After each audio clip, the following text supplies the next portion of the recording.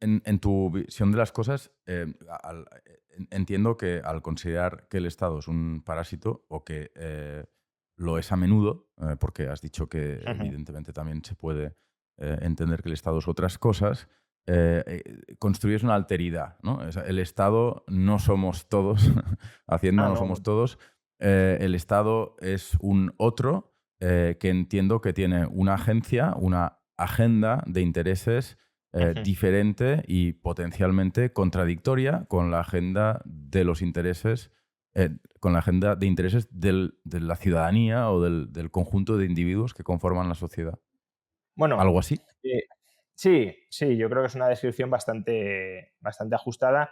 Solo matizaría que, primero, el Estado tampoco es que sea un grupo unitario con unos solos intereses, es decir, dentro de la estructura estatal habrá intereses compartidos y también intereses enfrentados.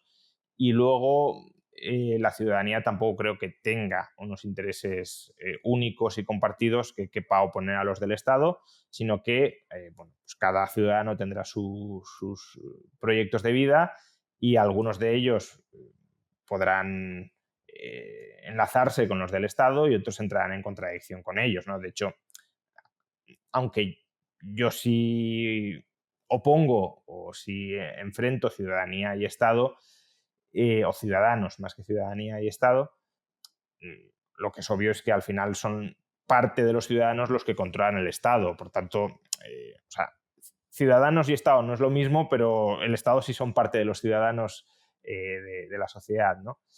Entonces, sí, claro, más que objetivos contrapuestos, creo que eso también, pero creo que lo que diferencia, eh, aquí sí, lo que podríamos llamar el ámbito de la ciudadanía o de los ciudadanos y el ámbito estatal o de la política, es lo que el filósofo estadounidense Michael Hoemer llama autoridad política. La autoridad política es el derecho, o en verdad podríamos llamar el privilegio socialmente reconocido para que los políticos, bueno, el Estado, ¿no? Porque el Estado va más allá de los políticos, que quizá la cara más visible sean los políticos, pero bueno, para que el Estado eh, actúe o se comporte de formas que no le están permitidas a otros agentes dentro de la sociedad. El Estado, por ejemplo, está socialmente legitimado a cobrar impuestos. Eh, Aunque algunos intentemos deslegitimar esa práctica, pero el conjunto de la población sí acepta que el Estado está legitimado para cobrar impuestos. Bueno, cobrar un impuesto es sustraer por la fuerza, mediante violencia, la propiedad ajena. Bueno, eso es algo que el resto de la sociedad no podemos hacer. Si yo voy a casa de mi vecino y le quito la cartera, me meten preso, aunque yo diga, no, es que esto no es para mí, esto es para redistribuirlo entre las personas que lo necesitan, que es al final lo que supuestamente hace el Estado. Ya, pero tú no estás legitimado para hacer esto. Si alguien tiene que quitar la propiedad ajena y redistribuirla, lo tiene que hacer el Estado. Ese alguien tiene que ser el Estado. Entonces, claro, cuando la esfera estatal o el ámbito de lo político está legitimada a actuar de maneras en las que el resto de la sociedad no está legitimada, eh, digamos que el modo de interactuar con el resto cambia radicalmente. Es decir, si una persona tiene privilegios que otra persona no tiene, pues la persona privilegiada hará unas cosas que no se planteará hacer la persona no privilegiada.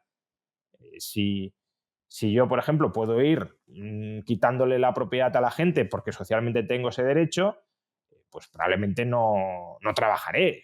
Me dedicaré a robar o a parasitar y no me preocuparé tampoco de producir cosas que los demás necesiten, sino que yo me voy a servir quitándoles esas cosas a los demás con independencia de si les ofrezco o no les ofrezco algo que ellos quieran.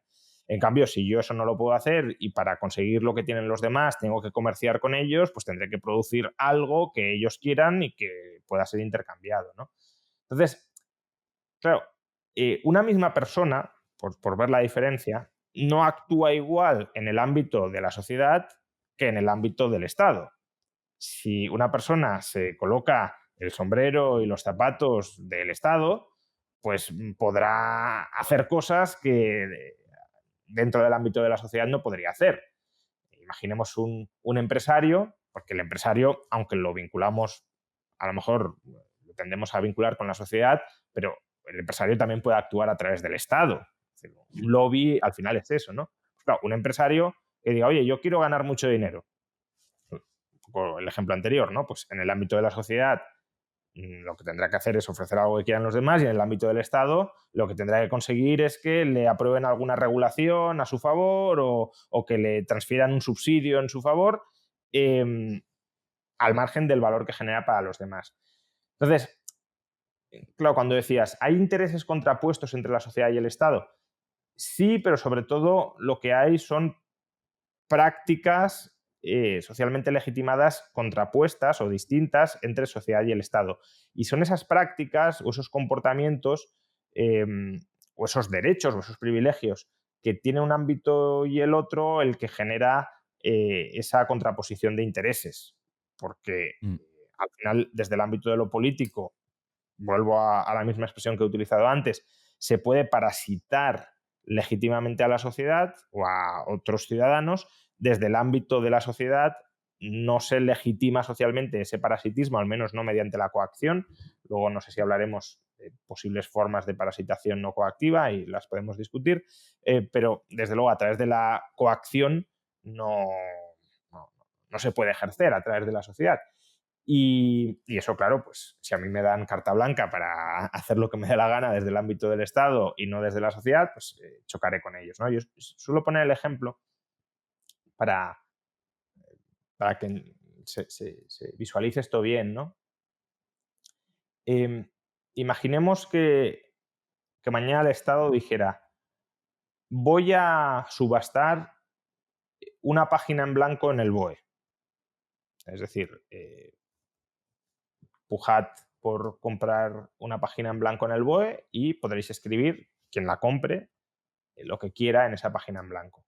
Claro, ¿cuál sería el precio que alcanzaría esa página en blanco del BOE en una subasta pública en la sociedad? Pues alcanzaría cifras absolutamente estratosféricas, porque si podemos escribir lo que nos dé la gana en esa página del BOE y socialmente legitimamos que lo que está escrito en esa página pues se puede hacer y que está bien que se haga, pues claro, no sé, página en blanco del BOE, toda la riqueza nacional es para mí, por ejemplo. Pues claro, por comprar esa página en el BOE estaría dispuesto a pagar hasta toda la riqueza nacional.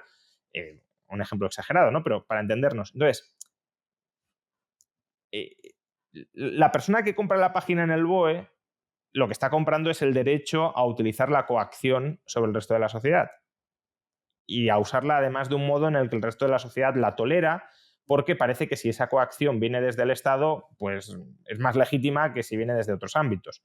Y en cambio, esa misma persona, si no tiene acceso a la página del BOE, pues no puede hacer lo que haría si se le legitima socialmente a usar la coacción. Es interesante, parece casi como estructuralismo libertario, ¿no? O sea, Foucault tuvo un problema que es que al ser tan lúcido en su explicación eh, de las lógicas de dominación que generaban las estructuras sociales, se encontró con que, igual que Bourdieu y que los demás postestructuralistas, se encontró con que claro, parecía que estaba construyendo un modelo determinista de la sociedad en la que el progreso era imposible. Y luego inventó su concepto de resistencia. Todo poder genera una resistencia de igual magnitud y sentido contrario. Pero en tu caso estás diciendo algo parecido, ¿no? Entiendo que si Sí, pero te en mi dieran caso, una página en blanco del BOE y tú dijeras eso, se te tiraría mucha gente encima. Es decir, sería muy reduccionista o mecanicista pensar que, que el BOE es el único lugar en el que residen las, en donde reside el poder, en definitiva, ¿no? Supongo que entenderás lo que quiero decir.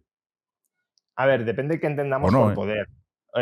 Obviamente, si tomamos una definición muy amplia de poder, claro que no solo reside en el BOE, ni muchísimo menos. Ahora, si por poder entendemos coacción socialmente legitimada, uso socialmente legitimado de la violencia, sí, solo reside en el BOE, o vamos, en el BOE como expresión de la voluntad estatal, obviamente.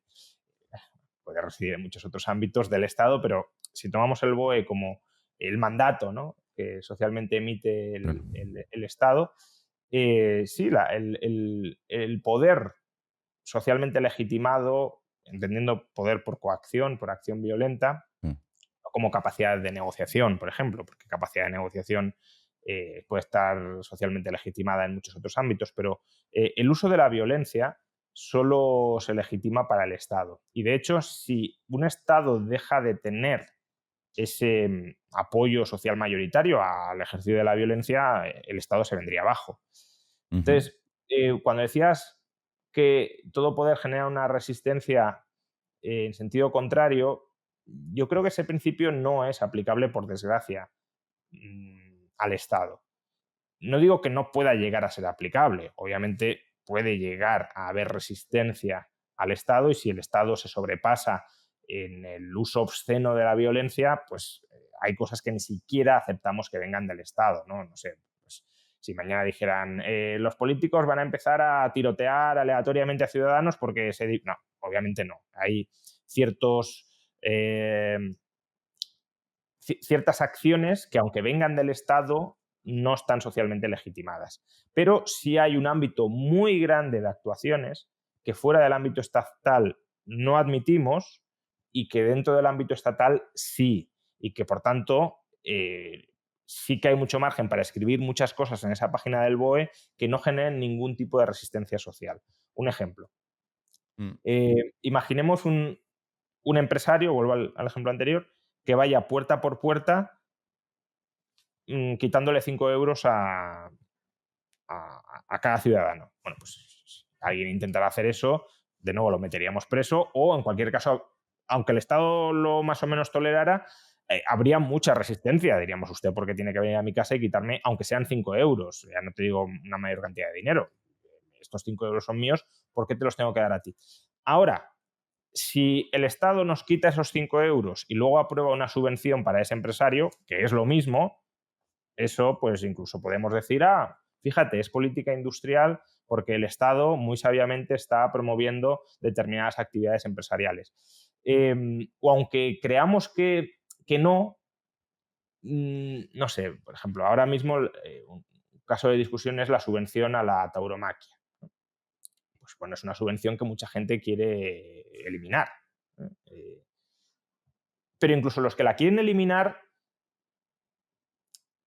mientras se siga dando, la aceptan como una forma de transferencia de recursos que el Estado, dentro del ámbito legítimo de su actuación, puede hacer. Es decir, no reputan esa subvención como, oye, que aquí hay un ejercicio brutal e injustificable de violencia porque se les está quitando dinero a gente que no quiere subsidiar, que no quiere apoyar económicamente este espectáculo taurino, y a través de la coacción más bruta se le transfiere al mismo, ¿no? Es, bueno, pues sí, el Estado tiene un presupuesto y ese presupuesto lo puede destinar a distintos usos. Creemos que estos políticos, como a lo mejor son muy de derechas y les gusta la tauromaquia, la subsidian y a ver si podemos cambiar esto, pero no se percibe todo ese proceso o todo ese procedimiento como un robo a gran escala para entregarle ese dinero a empresarios, por ejemplo, de ese sector. Algo que, de nuevo, si esos empresarios del sector taurino fueran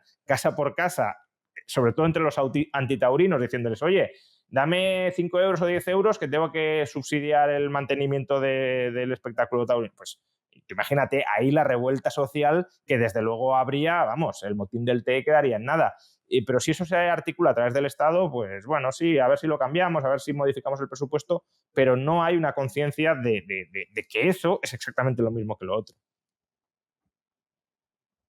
Es decir, para ti es exactamente lo mismo que lo... O sea, una cosa es... O sea, un sistema en el que un agente privado va, por tanto, sin a sus espaldas toda la complejidad que puede tener eso que estamos denominando Estado, que son solo 6 letras, pero que evidentemente son un Sí. montón de cosas eh, que interactúan entre sí.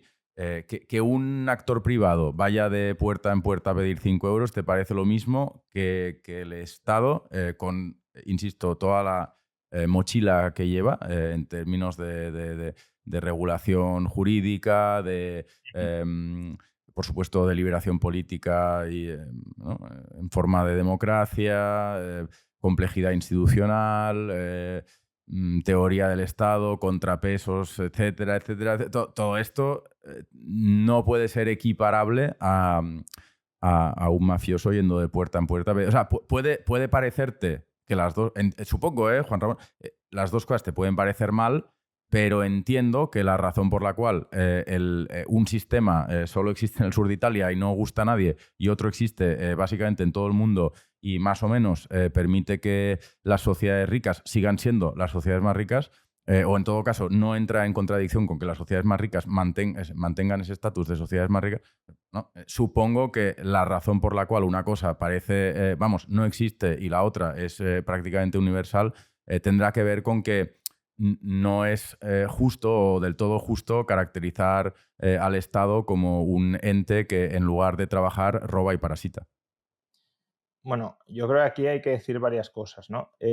La primera, que se puedan equiparar pues el subsidio a una empresa taurina con que el empresario taurino vaya casa por casa quitando ese dinero, no significa que toda actuación del Estado sea equiparable a esa, sino que esas dos sí son equiparables o sí son al final lo mismo. Y sin embargo, en un caso, ¿no? O sea, he puesto este ejemplo para Mm. que visualicemos cómo en un caso habría mucha resistencia y en el otro no hay ninguno, aunque sí sean lo mismo, porque aunque, bueno, sí podemos decir, no, aquí pues habrá democracia, habrá habido deliberación, bueno, realmente el subsidio a un empresario taurino o a cualquier otro empresario, estoy hablando de los toros porque está un poco más de actualidad, puede haber sido simplemente por una labor de lobby bien hecha por parte del sector, ya está, punto. Entonces, Mm.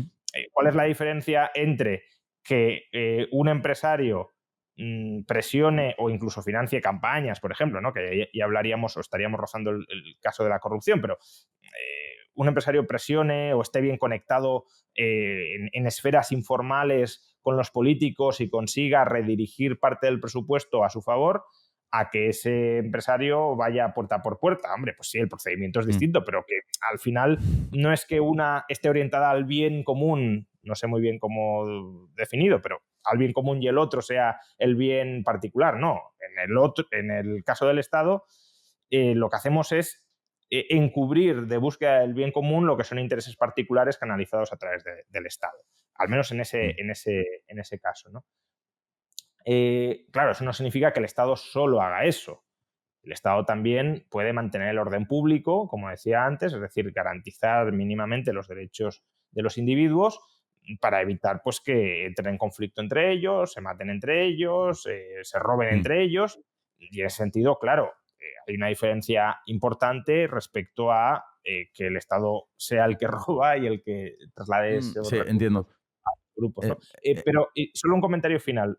claro, claro, por Porque has, favor. porque has dicho, claro, no es lo mismo el Estado, que es un sistema que más o menos está en todas partes, que un sistema de mafias que es algo pues que a nadie le gusta. Bueno, realmente el Estado lo podemos caracterizar y creo que no es históricamente inadecuado hacerlo así, como una mafia que termina siendo la dominante dentro de un territorio y que por tanto termina expulsando a todas las otras mafias y se convierte en monopolística.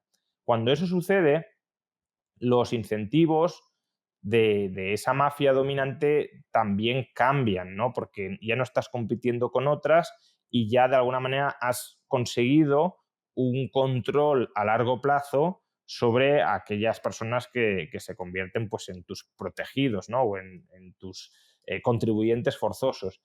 Entonces, claro, una mafia que no tenga que entrar en guerra civil con otras mafias para parasitar a su población, sino que ya se convierte más o menos en un parásito estable y establecido en un territorio, pues hombre, le interesa también que el huésped crezca y se desarrolle, porque, bueno, lo hemos dicho antes, ¿no? Los estados en sociedades pobres tienen menor capacidad para parasitar que los estados en sociedades ricas.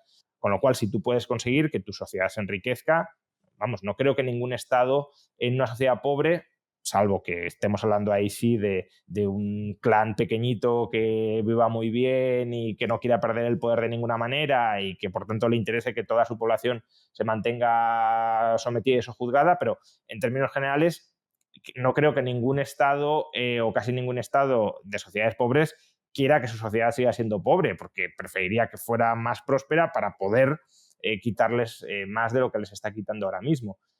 Sobre todo si ese enriquecimiento, como digo, no atenta contra la preservación del poder de ciertas élites. Entonces, mm, que el comportamiento de mafias en competencia sea distinto y además sea más desagradable para quien lo sufre que el de una mafia establecida y monopolística, que además, si entendemos que puede haber un cierto equilibrio Nash en que en cada territorio solo termina habiendo una mafia, pues no, porque si no siempre se están matando entre sí y eso es una situación relativamente inestable. Al final termina siendo una la que dice, oye, yo he ganado y yo me establezco aquí, ninguna más, pues tiene sentido que en todo el mundo por áreas territoriales haya terminado habiendo una mafia que toma el control, que se institucionaliza y que sus objetivos con respecto a esa población cambian frente al momento en el que, oye, yo no sé si te voy a poder robar mañana porque como estoy compitiendo con la otra, si la otra me expulsa, pues ya no te podré robar a ti mañana y por tanto voy más al pillaje a corto plazo que no al cuidado y pillaje a largo plazo. Y claro, una vez se establece, pues tienes un Estado, ¿no? Y no Claro. termina ahí la cosa, claro. Eh, Ahí hay, si lo queremos, un proceso de realimentación, es decir, lo que al principio es una mafia que percibimos como algo ajeno que nos parasita, a través, ahí sí, de la resistencia de, oye, vale, te has quedado tú como dominante, pero no me parasites mucho y, o sea, te voy a intentar poner límites y a su vez, dado que tú te estableces aquí, vamos a entremezclarnos de alguna manera y me vas a dar entrada o voy a intentar conseguir entrada a tus mecanismos de decisión para tener algo que decir en tu comportamiento y al final también vamos a terminar generando la sensación, la imagen, la ficción de que somos lo mismo o que estamos muy estrechamente vinculados, ¿no? Que al final la mafia no es algo ajeno, no es algo externo a la sociedad parasitada, sino que a través de, ya digo, de la lucha, la resistencia, el establecimiento de límites, hemos terminado casi fusionándonos. Y yo creo que esa es la percepción que hoy se tiene, que pavimenta el camino a esa autoridad política de la que hablaba antes, de no vemos al Estado como una mafia externa que simplemente nos roba, sino como bueno, el resultado de alguna manera de la deliberación colectiva o de la voluntad colectiva expresada a través de sus órganos políticos y es lo que nos lleva, ya digo, a pensar bueno, que no es lo mismo el asaltador de caminos que nos quita una cierta cantidad de dinero y no nos lo volvemos a encontrar, que esta relación de largo plazo que entretejemos con los órganos políticos de una entidad que antes era una mafia y que ahora, después de haberse institucionalizado durante tanto tiempo y de haber experimentado pues reformas por parte de los ciudadanos a través de su resistencia, pues parece que sea otra cosa muy, muy distinta.